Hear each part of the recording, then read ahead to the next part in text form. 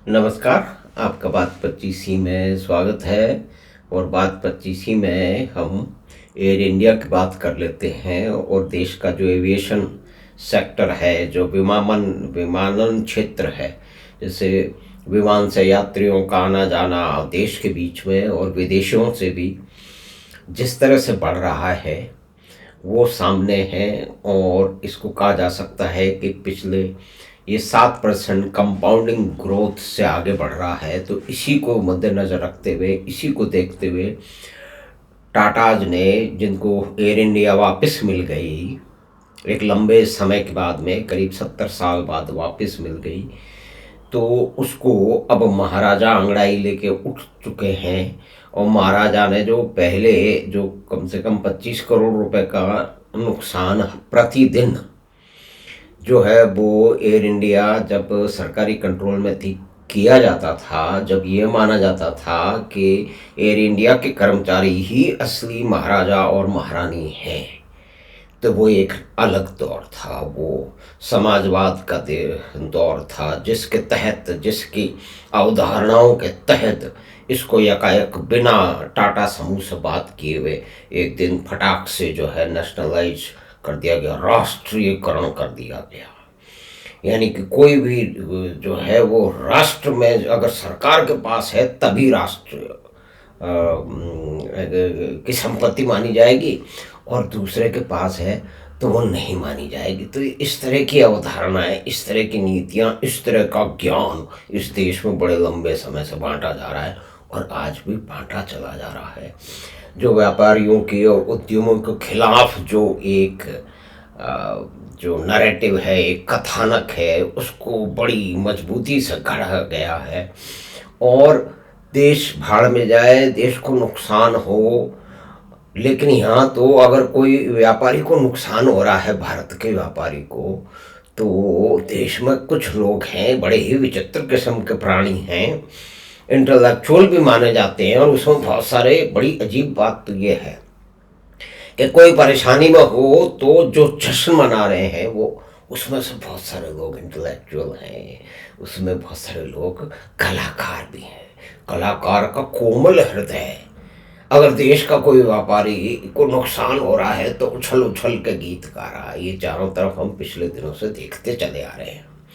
अब air India ने, महाराजा ने अब अपनी बढ़त को आगे बढ़ाने के लिए जो जिस तरह से प्लेन का ऑर्डर दिया है, 470 और उससे अधिक का प्लेन भी है, और उसके साथ दूसरी जो भारत का एविएशन सेक्टर की जो कंपनियां हैं, इंडिगो है और आकाशा एयर है, दूसरे हैं, उन्होंने भी, तो करीब आने वाले समय में अभी भारत में 700 विमान है और वो 1100 से अधिक और आ जाएंगे। यानी कि करीब करीब आप समझ लीजिए कि 2.5 गुनी उसमें वृद्धि हो जाएगी। तो भारत का एविएशन सेक्टर आना जाना या सामान का भी ले जाना, काफ़ी सामान भी जाता है एयरपोर्ट से, वो सुगम हो जाएगा। तो उसमें तो रोजगार का निर्माण भी होगा। लेकिन हमारे यहाँ परम ज्ञानियों ने एक जो है वो नैरेटिव घड़ दिया है, कहानियाँ, किस्से कहानियाँ उन्होंने चारों तरफ फैला दिए हैं। जब भी चुनाव होता है तो झुमरी तलैया में या कहीं भी किसी चौमू चाकसू में एक 20-25 साल का लड़का उठ के बड़े आराम से कह देता है कि महंगाई बढ़ रही है और बेरोजगारी बढ़ रही है। उसको क्या पता किसके पास, उसके पास डेटा है, किन गणनाओं के उसके। लेकिन हमारे देश में जो कथानक बार बार टेलीविजन पे और अखबारों में जो है चलाया जाता है, उससे कहीं ना कहीं तो ये बात पहुंच ही जाती है। लेकिन देखिए, वो तो राजनीतिक बयानबाजी है, उसमें वास्तविकताएं तो कुछ नहीं है। भारत में किस तरह की राजनीतिक बयानबाजियां चलती हैं और सत्ता पाने के लिए क्या कुछ भी किया जा सकता है।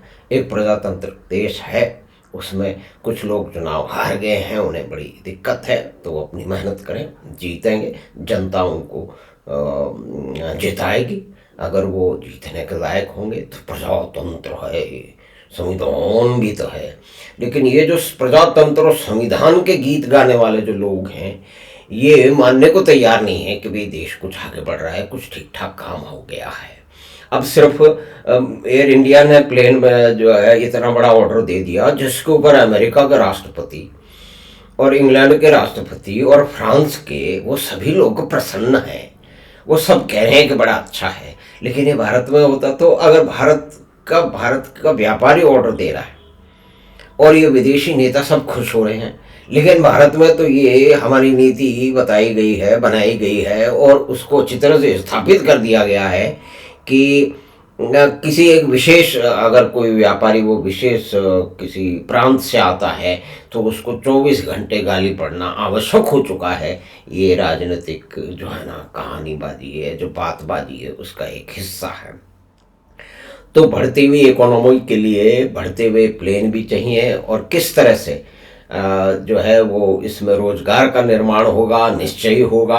आंकड़े आते जाते रहेंगे। आंकड़ेबाजी में जो लोग कह रहे हैं कि गहराई है उनके पास में तो कोई आंकड़े तो है नहीं, सब अंदाजे हैं और ये बहुत लंबे समय से इसी तरह के अंदाजे चले जा रहे हैं। लेकिन देखिए अब एयर इंडिया का महाराजा और टाटा सन्स ने इतना बड़ा ऑर्डर दिया है और स्पाइस जेट ने भी दिया है, इंडिगो ने भी दिया है, दूसरे भी दे रहे हैं। तो ये सब सोच समझ के ही तो दे रहे हैं ना। उनको पता है कि इस क्षेत्र के अंदर बहुत सारी संभावनाएं हैं मोटी मोटी और इससे एयर ट्रैफिक बढ़ेगा, यानी कि भारत के लोग अधिक पहले से अधिक जो है विमान सेवा का लाभ लेंगे, चाहे आना जाना हो, चाहे इमरजेंसी हो। और आज भी हम एयरपोर्ट पे जाते हैं तो खूब सारी भीड़ दिखाई देती है, जो आज से 20 साल पहले नहीं हुआ करती थी, आज से 10 साल पहले नहीं हुआ करती थी, आज से 5 साल पहले भी नहीं हुआ करती थी। तो ये भारत तो बदल रहा है, लेकिन बहुत सारे लोग मानने को तैयार नहीं है। खैर, उनकी कोई भी व्यवस्था हो, ये एयर इंडिया का जो ऑर्डर है और दूसरे एयरलाइंस का ऑर्डर है वो इस बात का पूरा दृढ़ और ठोस संकेत है कि भारत की जो वित्तीय अवस्था है और इकोनॉमी है वो बहुत मजबूत है।